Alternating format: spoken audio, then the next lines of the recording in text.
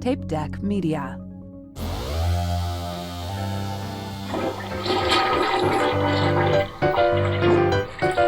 See you at the party, Richter!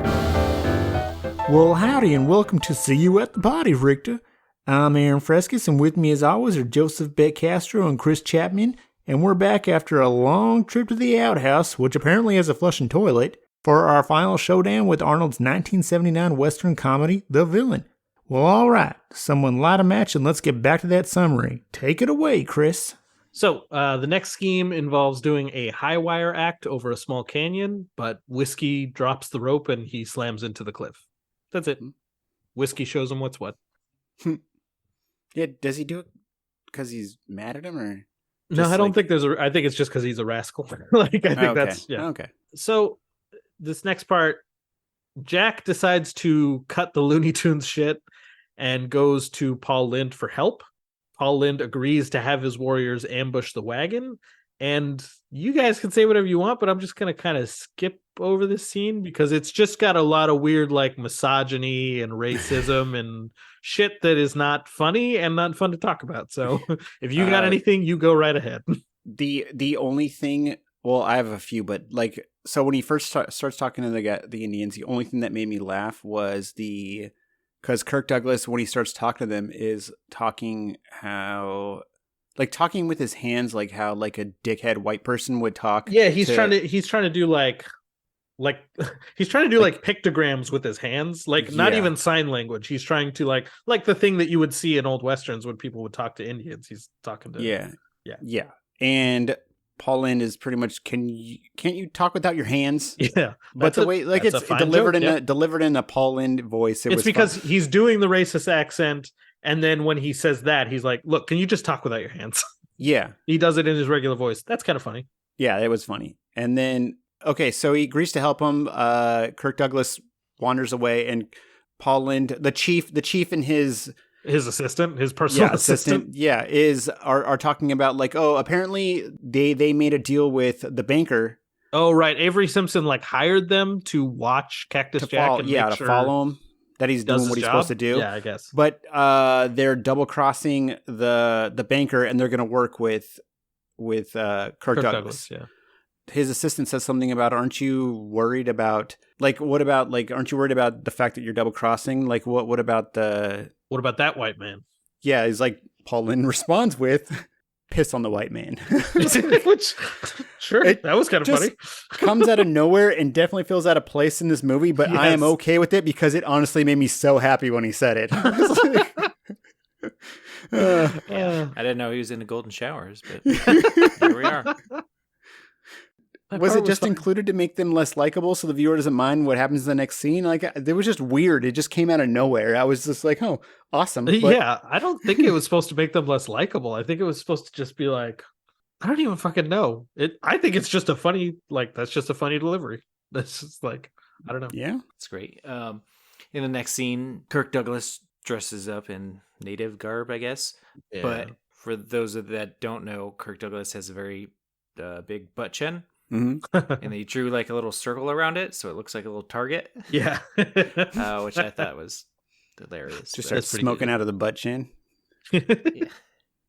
Yeah. You can like put like a bowl of cereal in there. Get out of there. It's where he stores the weed. Or the tobacco. Yeah. So yeah, I mean, like, we get a scene where it's just the night before they're going to get ambushed, and again, I didn't really write much down for this because I don't think there's much to it. He makes a weird joke about Indians playing their drums. Mm-hmm. I thought it was funny when they switched over to like jazz drumming. I was like, yeah, that's kind of funny. Like right before the delivery, they were doing like traditional native like war drums, and then they switch over to like a weird jazz drum beat. I was like, yeah, that's kind of funny. So before we moved to San Marcos, we lived in this place called Tehachapi, which is like Native American for land of Four Seasons or whatever. Mm-hmm. Is out by Bakersfield. And we live like right next to, I guess it was a res, I don't know, but they would play like the drums at night, and for some reason it was always fucking scary. I don't know, maybe it was just like drums off in the distance all loud at night. Mm-hmm. And it just kind of like made you think of Jumanji.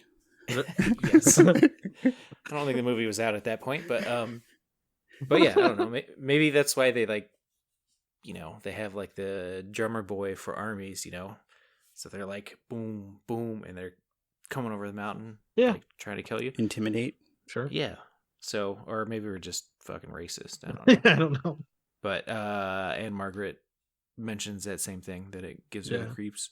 I would love to explain it to you, but I know absolutely nothing about my own heritage. So when they're not going to do that. She mentions it when they're sitting by the fire, when her and Arnold are sitting by the fire. Okay, because they can hear it, right? Yeah, exactly. Okay. She's worried they're going to attack, and then Arnold tells her, no, they never attack till morning. Oh yeah, and then that stupid racist ass joke, like, or whatever it is, I don't even know. I don't know. That's the one joke I kind of like in the next scene. And so the next scene is like the morning. They're getting ready to attack. And Kirk Douglas is like, he's like, Paul Lynde is riling up all his like warriors and stuff. And Kirk Douglas says, why don't we just go attack now? It's dawn. And then Paul Lynde is like, no, it's not dawn till like 6:47 and 30 seconds, according to the almanac.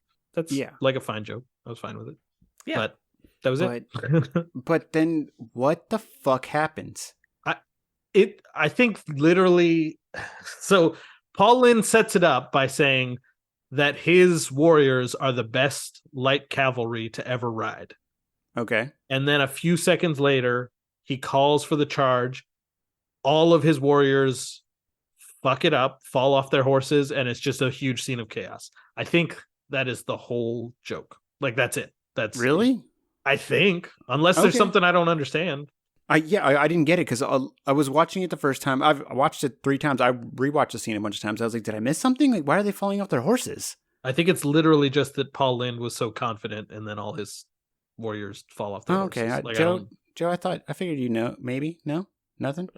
No, I thought maybe no hidden. In one of the notes you put like falling natives. Yeah, but it might have been capitalized.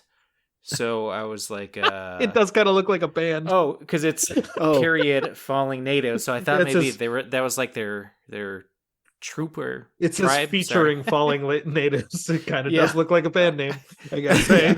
But I thought maybe that was the name of the tribe. They're like, we're the falling natives or falling Indians or whatever, and then like they set it up, and then once they get on the horses, they all fall down. But yeah, I don't know. No, I don't know. You guys, I was hoping you'd explain it to me. You're the horse riding natives. I think that was the one where I was writing. I was like, that sounds like a band name. I thought there was a different one, but yeah. Maybe it was Glue Train. Anyway, we'll get there. So all the natives suck at riding. They fall off their horses when they try to charge. Arnold and Ann-Margret make a break for it in their wagon because they know the natives are coming after them. Kirk Douglas loses whiskey. Paul Lynde has a few riders that can still ride. So him and a few others go after Arnold and Ann-Margret in the wagon. And they are pursuing them all the way up until they get to the county line, which I guess is a joke set up earlier that I didn't mention, that I forgot about. Earlier, Arnold and Ann-Margret are riding through the countryside, and he sees a sign. He goes, oh, we got to be careful. It's Indian country. Yeah. And she points out to him, no, that says Indian County, which at the time means nothing. Like, it's like nothing. But then here, it turns out to be relevant because the natives will only ride up to literally the county line, and then they won't pursue Arnold any further. So this is not a joke. This is actually meta commentary on the basically what do you call it, genocide of the native people and the white man taking your guys' land. Like he's like, oh, it's Indian country. She's like, nah, fuck that. Like, we pushed them and they're just in a county now and they're not allowed to leave. Oh yeah. So it's actually I just made that up right now. Yeah. I'm trying to say that at all. Man, if anybody was going to tackle it, I'm glad it was this movie. I just thought they were trying to show that he was dumb, but no, it was meta commentary. Deep, all right. Deep, yeah. He can't read. Very subversive, yeah. All right. Well, wait, first of all, when he was yelling at the horses, was that in German or something? Because he's yelling something. Yeah, he's yelling in Austrian. I think he says Schnell at some point. Oh, okay. Well, Austrian's not a language; it's German. But no, it's German. It's Austrian. Yeah, that's it. I don't know. fucking Yeah, know. okay. It's actually Deutsch, but if you want to get technical. I did turn on the closed captioning, and this movie is on YouTube, so it's not like an official thing. So I believe it might be auto-generated, and literally through all that thing is just music playing. Yeah. I believe it said clapping or like applause, and it said applause, but the only thing that it picked up from Arnie's Deutsch was it just says "Don't be a snob." Which he didn't say that at all, but he said something in German. Yeah, but it just thought he said "Don't be a snob," and that was like the only thing it picked up from all of that. Maybe he was yelling at that at the horses, like, "Don't be a snob, go faster! Come on, God, why are you trying to kill us? Don't be a girly horse." The only other thing is, I would really like to know who wrote that. At the end of the scene when they stop and then they pretty much decide to stop pursuing him. Yeah. Paul Lynde is like, well, back to bead stringing. And I was like, man, I really want to know if that line was in the script or improvised by Paul Lynde, so I know which one of them to hate more. The writer or the... It's like, oh, God. Because it seemed like it might have been a improvised line. Yeah, but I'm pretty sure it was like... And so is the next line. Like, he had 2 chances to go out on a funny line, and he fucked both of them up. What was the other one? The other one was as he was walking away. I think it was ADR, but he was just and I got all dressed up for nothing. Yeah, that's right.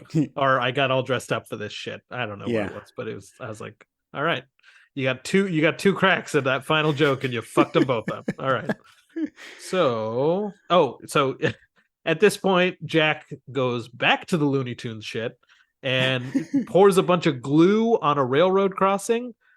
But then the wagon goes through the glue, no problem. And then he gets mad, steps on the glue, gets stuck, and then gets hit by the train.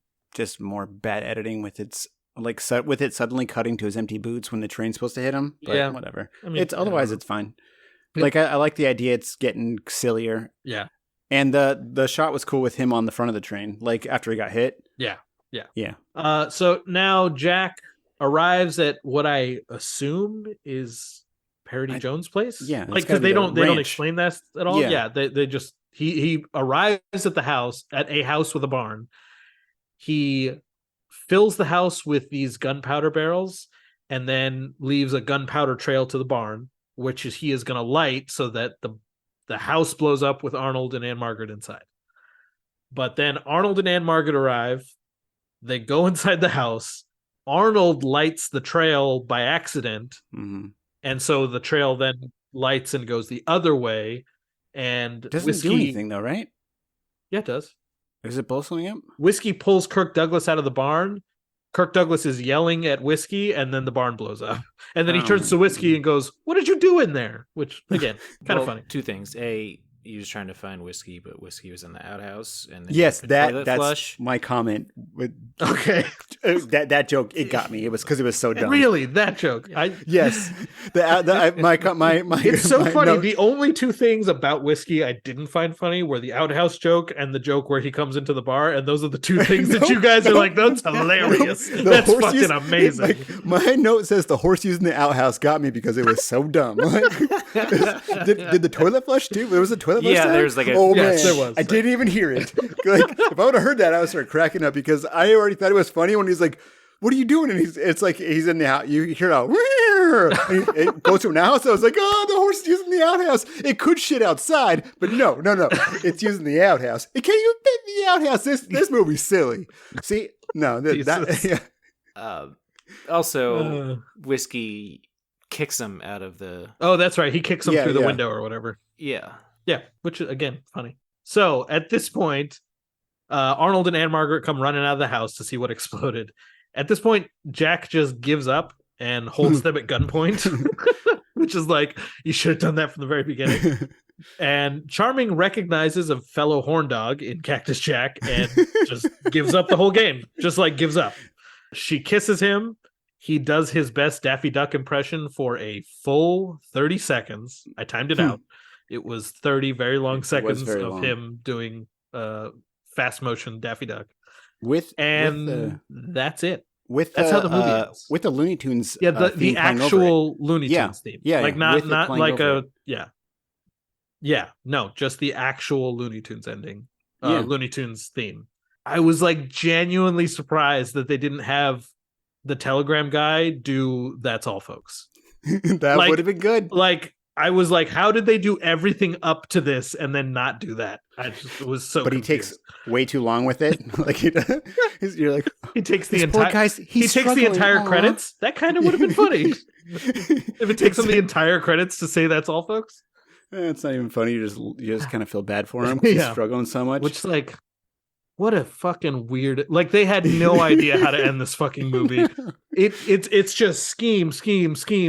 Oh shit, the movie's over. Like, like that was so fucking weird. It's true. Not knowing how to end is one thing, but also it is very like indicative of the time for movies. Mm-hmm. Like, so many old movies just like fucking end. Yeah. Like, there's no epilogue, there's no like Reese Witherspoon driving in her car, like reading out her diary or whatever. I don't know why fucking Cruel Intentions popped in my head, but it's a good movie. It's a good movie. But yeah, there's like, I think Demolition Man. That's Joe's template for what all movies should be.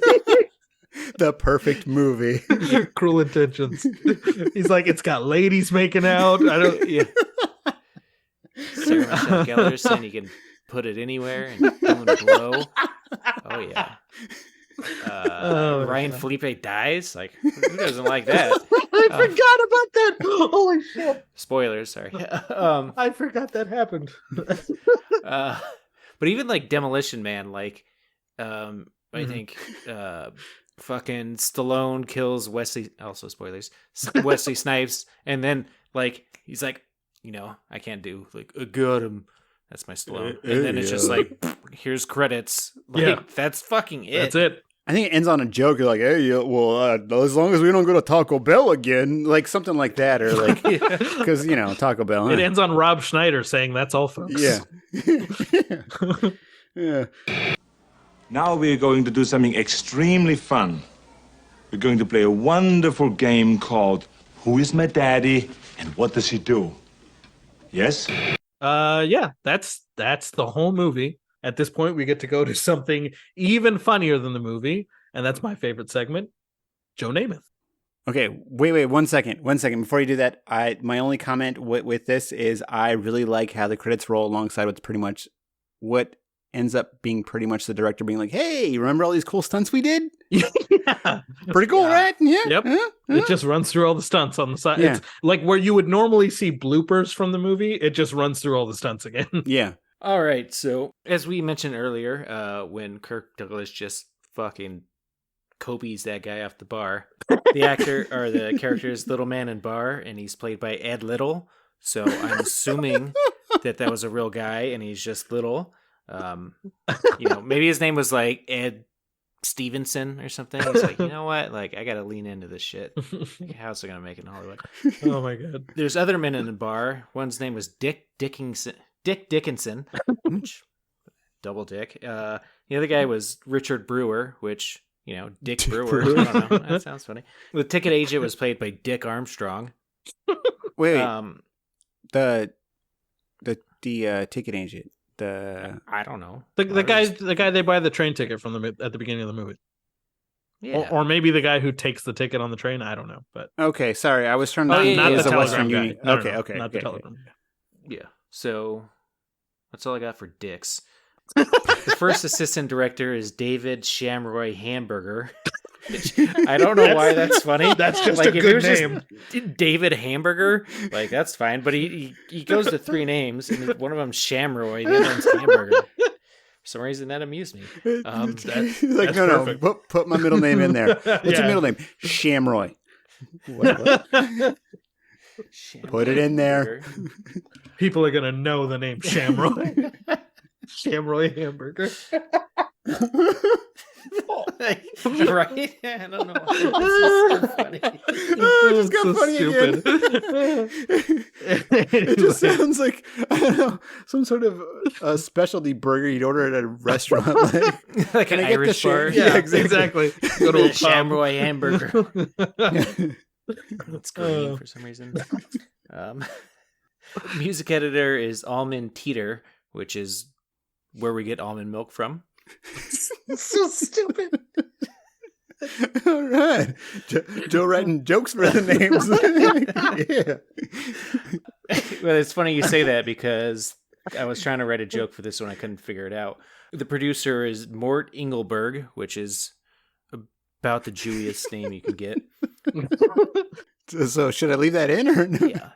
Yeah. I mean, hey, I'm Jewish, right? I can say these things. Okay. Also, I think he's like an actual semi-famous producer. I don't know. One last thing, which has nothing to do with anything, but speaking of Jews and names, you guys know like the Hanukkah song by Adam Sandler? Yeah. Mm-hmm. Wait, which version?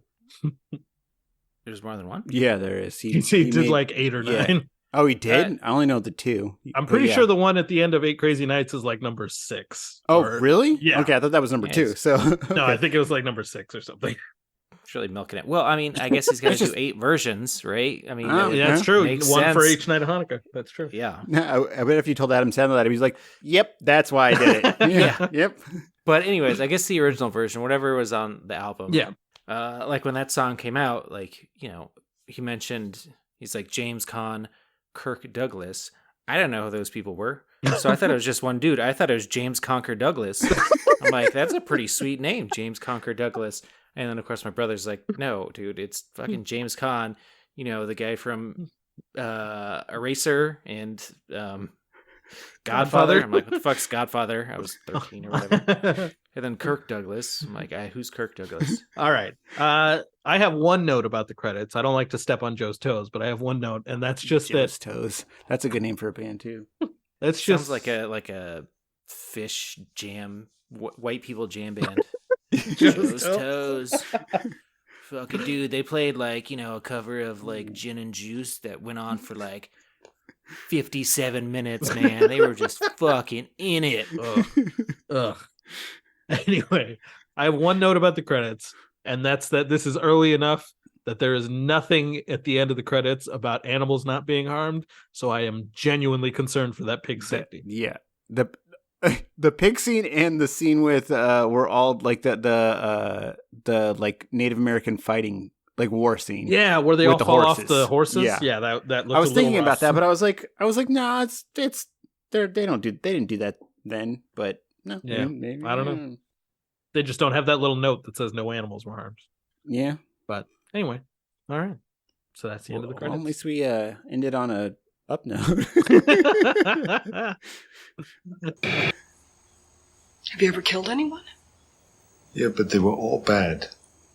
So I think from here we move into the kill count, which I'm sure is a big mystery for everyone. Joe, what's your kill count? Ooh, this is a tough one. Now you got me are we talking about what would kill normal people? Or are we just talking about people who actually die? Yeah, how many times did Kirk Douglas die in this movie? It's like a cat. Yeah. No, I don't know. Just how many people do you think actually died? Let's maybe be depressing about it. Just guess how many horses died on that war scene. Yeah, how's that? Or how many people died watching this? I'm gonna go with 0. Got it. That's a good All right. guess. Aaron, what's your guess? 2. 2. Got it. Do you care to elaborate on who they might be? Just a couple of the horses. Yeah, I think one horse's name was probably like I don't know, Buttercup, and then like another one was I don't know, what do you name a horse? Glue stick. Glue stick. know. Yes, glue stick. Yeah, of course, There you go. glue stick. All right. I name a horse Although- glue stick. Yeah, I know. And then when I played Red Dead Redemption 2, I did name one of mine Glue Stick 2 Judgment Nay. You know, it was a sequel.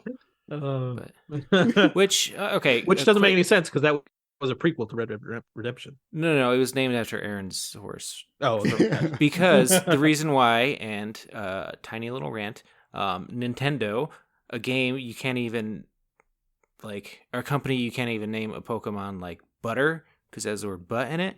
You could name your horse in Zelda, you can name it Boner, which is what I always name it. Can you spell it the way it's like a normal? Really? Yeah. Wow. Nice. I usually like with on PlayStation with anything, you got to be creative with it. Like You gotta mine's throw the H in there. exactly, or BOW. Oh, like either one. His name Boehner. But I tried to do that in Red Dead Redemption 2, and like it would not let me name my horse Boner. Really? Like I'm gonna go around like getting fucking bubble baths from like prostitutes with fucking mad cleavage and like shooting dudes in the head and chewing tobacco, and like I'm like lassoing people like when I'm on a train and dragging them behind the train, or I'm like just tying chicks up and throwing them on the train track, like feeding people to alligators, but I can't name my fucking horse Boner. I mean, I agree. Like I tried Boner, and my team name for MLB The Show, my baseball team's name is Boner Juice. It's just with an H. Like San Diego Boner Juice. Yeah. It's not even fair. San Diego Boner Juice. But like I was like, oh come on, really? I gotta spell it with an H. Like the people of San Diego aren't gonna know what that means. They're gonna pronounce it like Chris did. Bonner Juice? Like Bonhair? Matt Bonner, the guy who used to play for the San Antonio Spurs, the white guy. Wait, does he own a team now? He owns a baseball team now? Good for and he made a juice? Yeah, he made it coming out of his penis. Anyway. Okay. Sorry. So stupid. And then I take it too far. Okay, good. What were we right. doing? We were doing the kill count. I have a slightly more depressing answer. It's the Old West. I've got to guess that at least 5 whores died in that fire. Oh yeah. Oh, that's right. Yes, the fire. Yeah. I've got to assume it's at least 5. Yeah. All right. Do we have an answer for this? No, I didn't bother looking it up because I was like 0. Yeah, nobody actually died. In this On movie, top of that, think. I guarantee there's no way I'm going to find it because I had how hard of a time I had with actual like production info. Yeah, finding actually anything about this movie. So yes, everyone wins. Yeah, everyone's alive and happy at the end. No, I mean like us. Like they're all dead. But... we all win. Got it. Yeah, we all made good points. That's a really long time ago. They're all dead now. That's true. I'm handsome stranger. So? Well, that's my name. I heard you have a telegram for me. Boy, you talk funny. Well, that's easy for you to say. How about we move on to our favorite lines of the movie? Yeah. You guys got one? I got one. Yeah. Chris, what do you got? I can't get over, I really think he could have helped me. That's just a really good joke. I don't know. He delivers it so sincerely. I think that's very funny. Good. Joe? Well, I've got 3 that I wrote down because it was very difficult to find any. Nervous Elk, the native chief. Paul Lind. He's like, shot me in the jewels. For some reason. When was that? Okay. Oh wait, when he's talking about how crazy white women are, the thing I skipped over because Jesus. Yeah, because we're all dating white women and we didn't want to put it out there, like on the podcast. And let's do it. And they're like, "Oh, you think white women are crazy?" And then next thing you know, we're in the doghouse. Then next thing you know, you get kicked in the jewels. Exactly. You get shot in the jewels. Shit. For some reason, when he just punches that guy, he's like, "That's an uppercut." I found it funny. But I think my favorite is the joke you guys completely didn't get, which was Arnold being named after his father. Mm-hmm. Handsome stranger. Yeah. He's like, I was named after my father. It's like, oh, was he a good man? He's like, I've never met him. Yeah. I just thought that was like a clever joke. Mm-hmm. So yeah, I gotta go with that one. Certainly more clever than I gave it credit for at the time. I mean, I really want to go with piss on the white man. Go with it. Solid. That's not just a line. That's like a life philosophy. Exactly. It's the way I live my life. But I'm trying to think because I was writing this right before we started and I didn't actually write one down. I was like, just go with piss on the white man. Which is, I think it was the other with him telling him to stop moving stop using your hands. Like the only things that I laughed at were that, or it's just the stupid stuff that I already mentioned. Like the bank teller whispering into, the sheriff's coming. Sheriff's coming, but it was the delivery. It wasn't even the line. It was just like his drunken delivery, or it's just like the delivery on the stuff is like the lines aren't funny, but the delivery is good, like that. Or when the bank teller, or not the bank teller, the Western Union dude starts singing his line because like to help him get through it. Yeah. But one of those two, if I'm going to be more positive about it, instead of piss on the white man. I say go with piss on the white man. Which is still a funny line. Yeah. Yeah. I mean, Yeah, I mean, it's funny to me, but I don't think it was meant. I don't know. Anyway, It was definitely meant to be a joke. was it meant to be a joke? I don't know what the It just joke wasn't is delivered. exactly. It just wasn't delivered like it was meant to be a joke. Like it was delivered very like stern, like negative, like sternly. Like There was there was kind of a lot of venom in it, which was surprising for how silly the movie had been up to that point. But yeah. I still think it was supposed to be a joke. I don't know. It was more meta commentary of like how a white man was out there taking an acting job from what would be a native actor. Yeah, Paul Lynde was very. He was talking about himself. Lou Diamond Phillips wasn't around back then, and that guy can play fucking or that other guy, Curtis. Is that Cliff one Curtis guy? Who's every in ethnicity. Westworld. Or the one guy who's in Westworld and Doctor Sleep and like the only guy. That guy. Yeah, the one fucking native actor out there. Yeah, I don't know what you're talking about. Yeah, you'd probably see him and be like, oh, yeah, you'd recognize him. Is it the guy from Joe Dirt, the fireworks salesman? No. That wants to be a veterinarian. Yeah. Yes. Like Joe Dirt's advice is like, you sell bottle rockets, they put in a frog's butthole, they light it, boom. That you got a frog to work on. That movie gets it. It's silly. I don't know. He's like, I like sparklers. It's not about you. It's about the consumer. Yeah. Anyway. Okay, piss in the white. All right. Okay, and then before we get to the irons pumped, how about we get our asses to Miles and play a little Total Recall? Nice. What do you want, Mr. Quaid? The same as you, to remember. Open your mind. Open your mind. And all that is 7 random trivia questions from the movie we just watched, and the first one to get 3 correct wins. Rules: Chris reads the question. Whoever knows the answer, buzz in using your name. Keep in mind, second you buzz in, he's going to stop reading. Ready? 7? Fuck you. There's Sorry. only 2 of you. I'm doing 5. 5.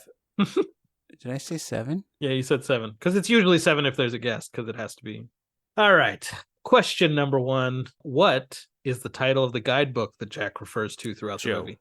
Joe. Son of a bitch. I know what it is. Bandits Guidebook. Nope. No. Nope. I think I know what it is. I have an idea right. of what in it. Aaron. How to be bad, or how to be a bad guy. Nope. What is it? Damn, you both missed it. Bad Men of the West. What was it shown who it was written by? Because that was I don't think it was on the cover, but he went later when he's ripping up the books. He says, "I don't need Billy the Kid. I don't need oh god, Jesse James. Yeah, or Jesse James, like and at least one more name. Okay, McFly. Yeah, because he has this book that he's. Do we mention that? Like he has this book that he's like getting all of his all of his schemes. Yeah. And he's taking them all from a book, and he's like laughing at him as he's he thinks they're amazing, and then none of them work. And later on he's like, "Fuck this book." Yeah, but anyway, it's the anarchist cookbook. Yeah. All right. Question number 2. What's the name of the saloon in Snake's End? Fuck. Joe. Bandits Saloon? That would be a really good guess, but that's wrong. Aaron? Crandit's Saloon? No, there is a giant sign on the front of it when Arnold walks in that says, or when Kirk Douglas walks in that says Bandits Hideout. But the name of the saloon is in fact the Broken Spoke. I have no idea why it says Bandits He mentioned Hideout. the Telegraph guy mentioned. Yeah, the Telegraph guy. I'm seeing the sign, but forgot that. Yeah, was there was a giant sign that said Bandits Hideout. That's what I thought it was at first. All right. Question number 3.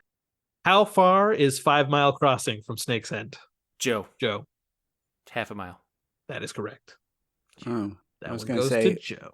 Aaron, what's 5 Mile Crossing? Yeah, what's 5 Mile Crossing? What the fuck are you talking about? That's why Arnold didn't have time to eat his steak. Yeah, the telegram comes and says that he better get going because the train just hit 5 Mile Crossing.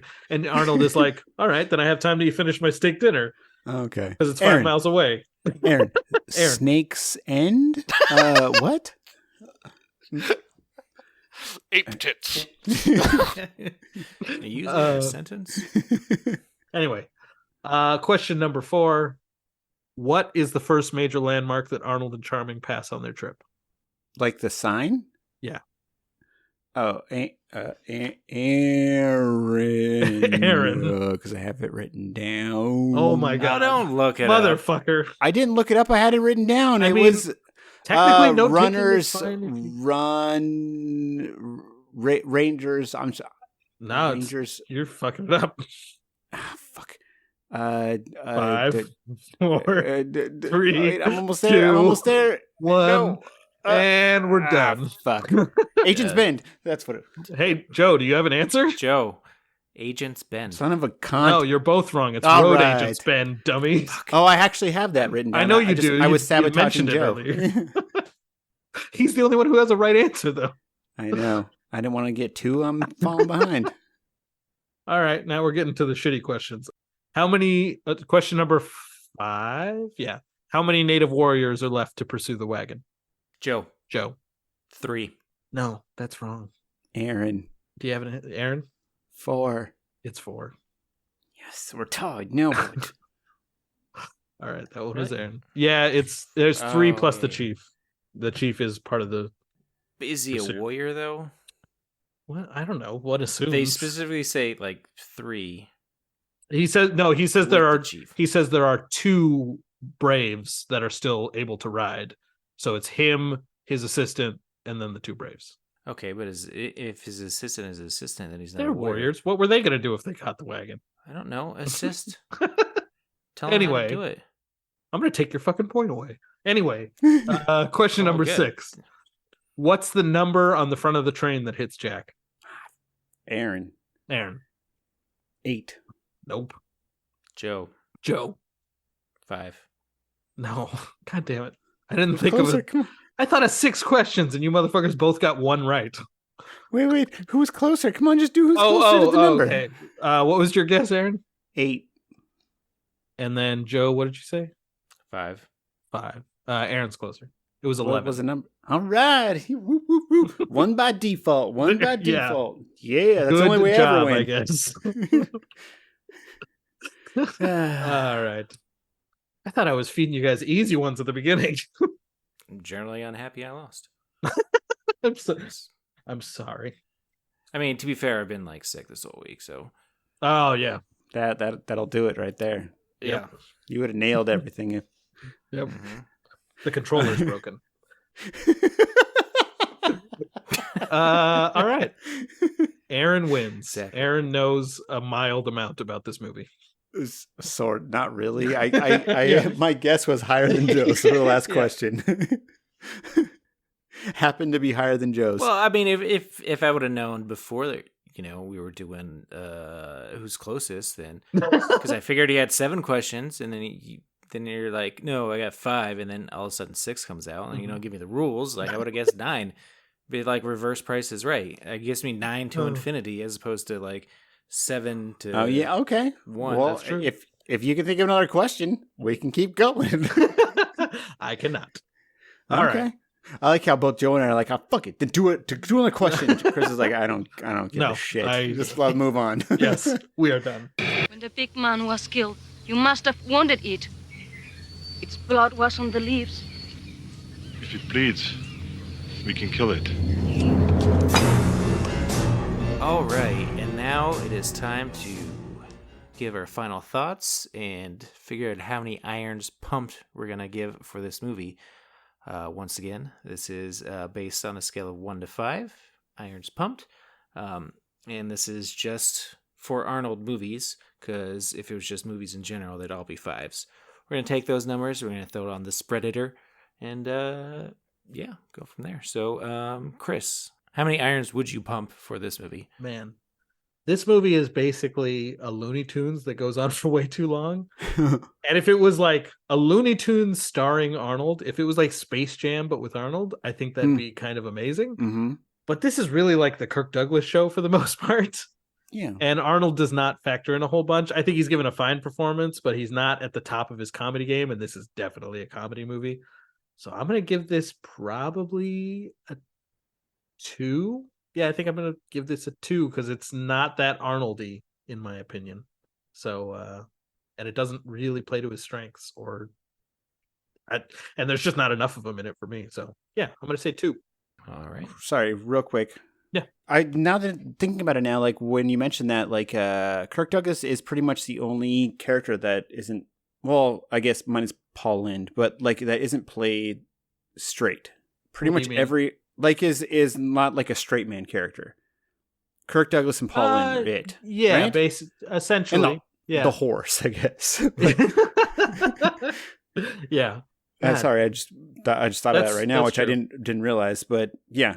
I like Kirk Douglas in this movie. Like, so do I. I feel like Kirk Douglas is given 70% and in this movie and still killing it. Like, I totally get why he was a movie star, because he has. Yeah. He's got super so much charismatic. Charisma. Yeah. No, I like him in this movie. It was just like I just realized it when you said it. I was like, oh shit, yeah, you're right. Like I think he does a good job in this movie for what he was given or whatever. But anyway, sorry. 2 irons. Put it on the Spreadator. Okay, so for me, I think like the legacy of this movie is obviously you can tell like the game Red Dead Redemption 2 was based on this movie. Like the sweeping landscapes, riding horses, like 6 shooters, like the entire game of Red Dead Redemption 2 just looks exactly like this. The complex moral choices. Yeah, there was nothing. Yes, there's nothing like before or after this movie that looked like this movie. Mm-hmm. You know, Mm-hmm. like it kind of invented a genre, and we didn't really see anything. I mean, we saw like occasionally some stuff like a Clint Eastwood movie or something that like basically was like a ripoff for this movie, like Unforgiven or whatever. They're fucking Unforgiven for like just biting this movie's fucking style. And then Red Dead, you know. I mean, you can even say like Red Dead Revolver and of course Red Dead Redemption, and then obviously Red Dead Redemption 2 is like basically like what if we're in like the villain world, but instead of Cactus Jack, his name is like Arthur Morgan. You know, it's basically like the same exact thing. Mm-hmm. So like this movie's reach goes, you know, what is that, like 40 years between those two? I am making all of that up. I am very aware that Westerns existed before and after this. And actually, this movie came out after Blazing Saddles. So, like, you know, Western, like a Western spoof. It's like doing like a Austin Powers, but like in like 2007, you know. Yeah, it's doing a Love Guru. Yeah. But as far as this movie goes, it started off good. Or I wouldn't say good, but like...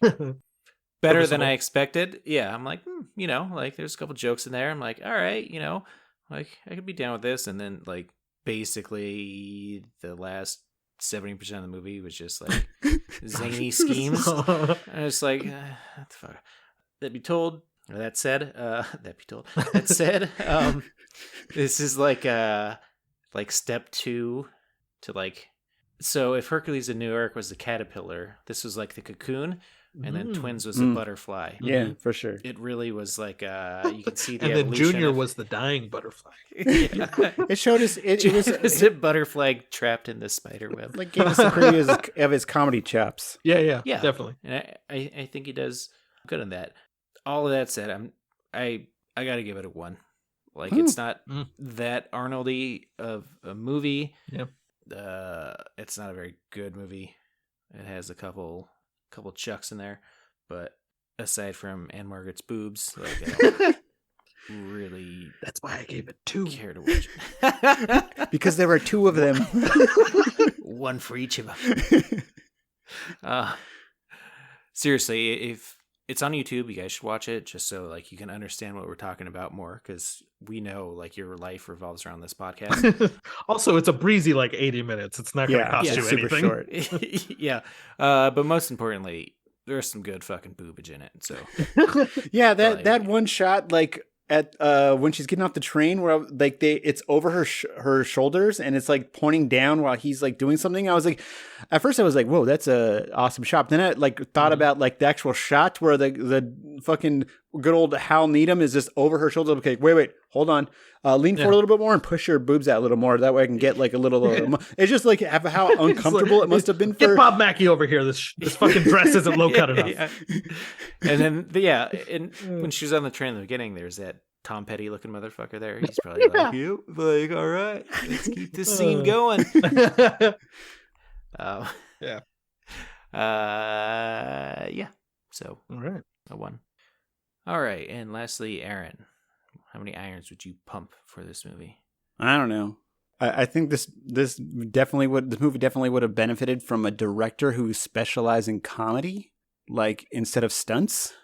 Mm-hmm. Maybe like Mel Brooks. If he would have made this, it would have probably been all right, if not good.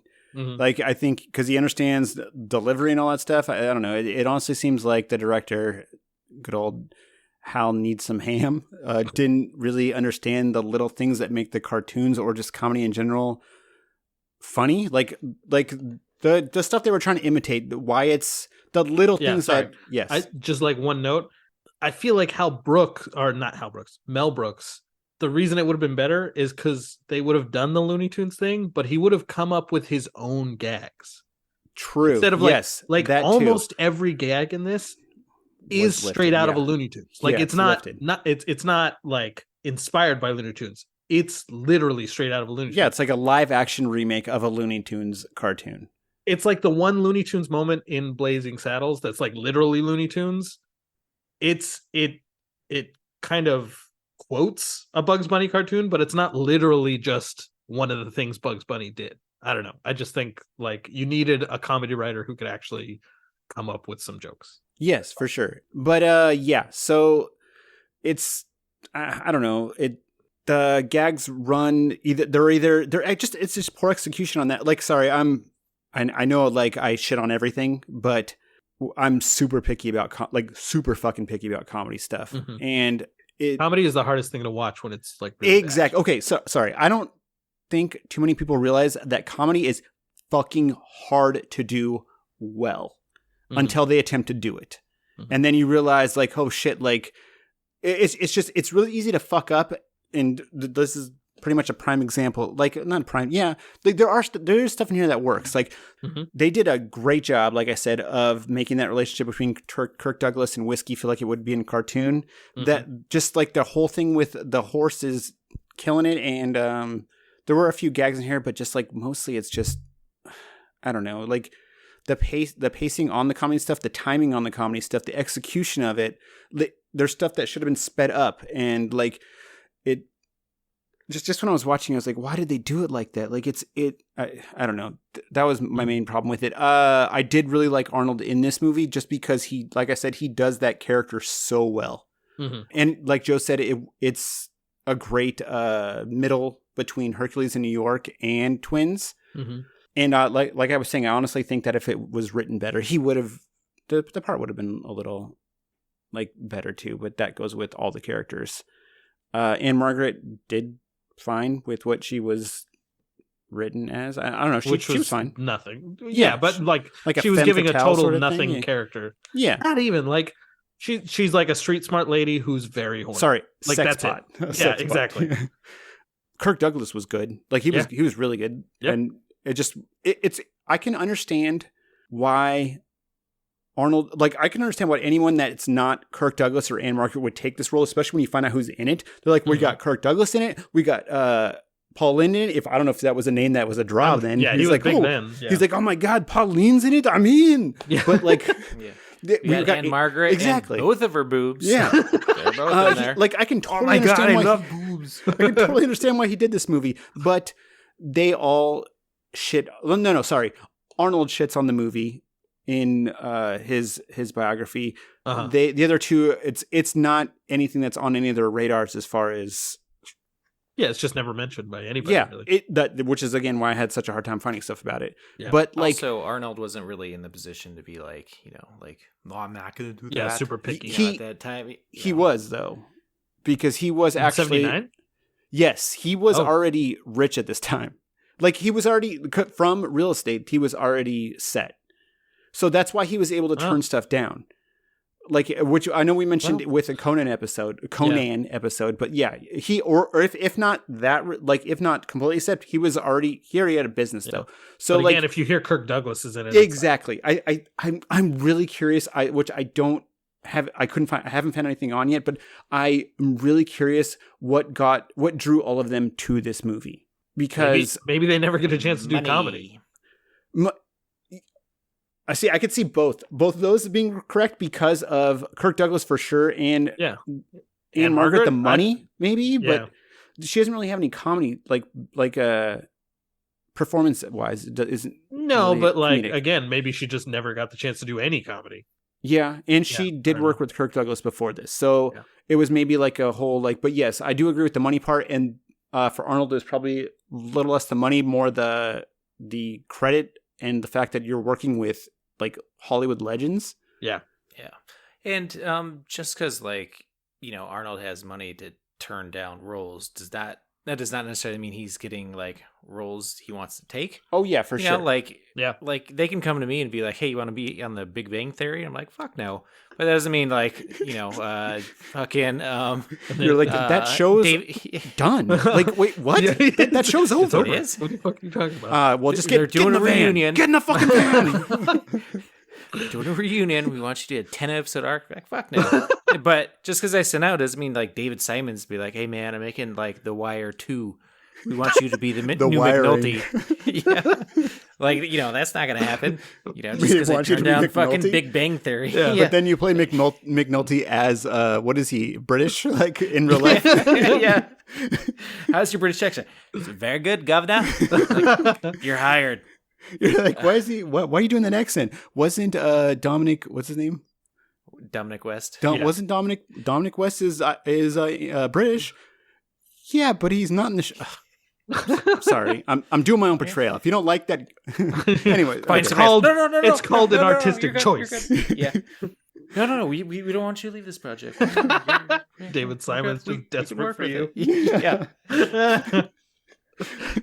I'll go right back to my IT job. Okay. Yeah. I don't need this shit. Have you heard the podcast? All right, it's doing fucking numbers. We're getting like 3-digit downloads per dog per 10 episodes. But yeah, regardless. Yes. But I get why Arnold did it. Like it's got to be because of that. Because if he's set with the money, like he's being picky about roles because the movie he did before this, he won a Golden Globe for. And then I think the next thing after this is Conan. So I think this movie may have made him... Actually, you know what? I think he might have been less picky about roles until this movie. Which makes sense because he doesn't do another movie for like 4 years. Yeah. I think. I'm like 99% sure. I think he has appearances and stuff, but doesn't do another movie for another 4 years. And I feel like he starts being picky about it because like waiting for stuff that he's offered. Yeah. Until like Conan comes along. Mm-hmm. That's just me guessing, by the way. Like I don't know for sure, but yeah, he was in Streets of San Francisco around this time. I don't remember. I think he was right after. Before this. Anyway, so like he does great. Well, as good as he could. Yeah. It's not written very well, especially when like Joe said, Blazing Saddles came out in what? Like it had to be maybe 2 years 75? before. Yeah, I think it was 75. Okay, and I'm not sure. That I would say set the bar for Western comedy. Yeah. I'd probably I guess I gotta do a 1. I'm gonna do a 1-2, like with Joe, which I was gonna do a 1.5, but I can't do it. 1.5. I'm giving it a 1.5. All right, so that is going to lead the villain with a 1.5, which is going to tie it up with Maggie and Sabotage, have it over Aftermath, which I think I enjoyed the villain more than Sabotage. It's hard to say. Oh, yes. But the other two yes, are definitely better movies, but not better Arnold movies. It's sitting right below Batman and Robin. And there's a whole nother list. You just have to listen to the rest of the episodes to fucking figure it out. And one last thing before we go. My Michael Douglas, Will Smith bit earlier, I never actually gave the answers to those questions. So, what are the questions? Well, movies that he was in. Yeah. Oh, yeah. Famous acting family. That one's, Kirk Douglas, Will Smith. Douglases. Smith or whatever. Yeah. Movie with a super strong superhero that gets all depressed and is an alcoholic. That is Endgame and Hancock. Who's an alcoholic in Endgame? Thor. Oh, that's right. Man, this must take some research because Well, most of these are just off the dome. I did some research and got nowhere. Movie where they're all wearing suits, selling stuff in the big city, co-starring James Cameron. So that is Wall Street and Pursuit of Happiness. I forgot to look up who that is. Yeah, who the fuck is James Cameron? I don't know, but he's in both of the movies, right? K or C? It's Karen, like K-A-R? with like the haircuts and like don't be a Karen. Who the fuck is this dude? You just found an actor that was in both movies. An actor that was in both movies. Okay. I have no idea. You guys are ruining my bit. Like, James Cameron, man. Like, you chose just some random ass character. Like, yeah. I thought you said James Cameron, and I was like, I don't know. Yeah, that's where what I thought you said. I'm like, wait, what? James Cameron? All right. All I needed you guys to say was like Michael Douglas. Like, no. Oh, that guy. Got their big break in a show with the California city in the name, which is Fresh Prince of Bel-Air and Streets of San Francisco. All right. And then they won an Academy Award. Michael Douglas actually has 2, one for playing Gordon Gekko and one for being and one for being a producer on One Flew Over the Cuckoo's Nest. Yes. Get Oscars for being a producer? Yeah. Oh. Yeah, I mean, that's who gets the best picture. Yeah, that's who gets the best picture is the producers. Oh, wow. Oh, yeah. I guess that makes some amount of sense. Sure. And then Will Smith obviously won one right after he slapped Chris Rock for King Richard. King Dick. I'm gonna say for being a fucking mouthy ass bitch, which I don't agree with, but it was anyway. But yes, for King Richard. Yeah, and he was nominated for Ali. And I think one more movie, but I already forgot. I'm pretty the sure. Concussion movie? No. I think they got shit because he didn't get nominated for that. I'm pretty sure it was After Earth that was the other one. For most supportive dad. that would Best nepotism. Yeah, exactly. That's a fucking hard category to win in Hollywood, man.